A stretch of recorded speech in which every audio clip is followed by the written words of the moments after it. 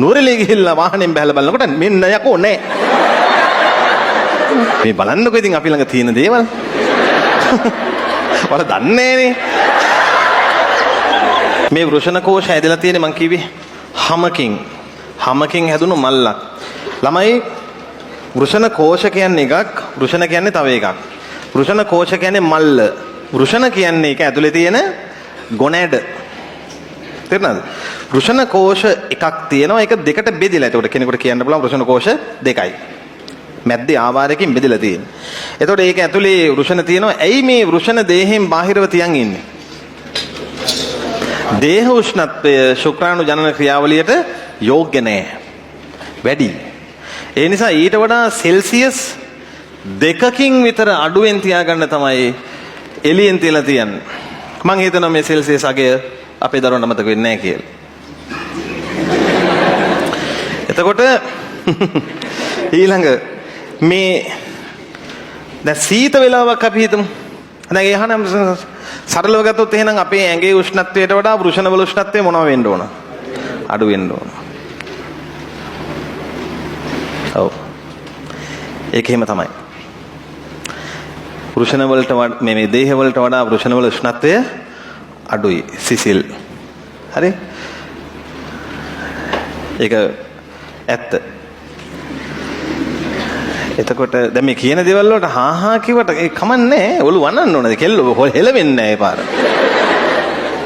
ඔව් හා කිව්වට කමන්නේ නේද? ඔව් කිව්වද ප්‍රශ්නේ තියෙන්නේ? ඊළඟ මේ දැන් දේහ උෂ්ණත්වය අපි හිතමු ඔන්න අඩු වීගෙන යනවා. සිසිල් පරිසරයකට ගිහලා කොල්ලා ගිහින් නුවරඑළියේ.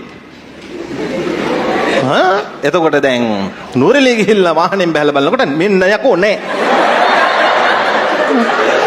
එතකොට ඒකට හේතුව අපේනේ පැන්ඩෝල් ගේනවා. තේ ගේනවා. ඒකට හේතුව අර දැන් උෂ්ණත්වය ඕනටත් වඩා අඩු වෙලත් බෑ. ඒ නිසා මේ මොකද කරන්නේ මේ මල්ල මෙහෙම ඇකිල. මොකද මේකේ තියෙනවා සිනිඳු පේශියම් තුනී ස්තරයක්. මොකද වෙන්නේ? සංකෝචන වෙලා මේ වෘෂණ ගේන ඇඟ ළඟට. හරි? එතකොට බැලුමට කෙනෙක් වික්ෂිප්ත වෙන්න පුළුවන්. නමුත් තියෙනවා. බය වෙන්න දෙයක් නැහැ. ඔය ડોක්ටර්ස්ලා මම වෙන්නේ නැහැ. ඒක බලාගත්තේ හැකි ආපහු මොන පරිසරයකට ගියොත්ද? උණුසුම් පරිසරයට ගිය ගමන් දැන් ආපහු මෙන්න වැඩි අවුල් වීගෙන යන්නේ. මොකද වෙන්නේ? මේවා ඉහිල් වෙලා සෑහෙන ලිහිල් වෙලා පහළට එනවා.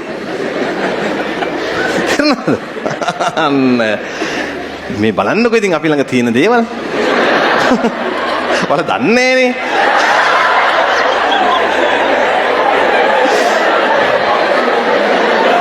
එතකොට එහෙනම් ඔන්න විටින් විට ඇති වෙන විටින් විට නැති වෙන ගතික විව. එහෙනම් මතක තියාගන්න ඒ එකලීමේ ඉහිල්වීමේ කේස් එක එන්නේ එතන.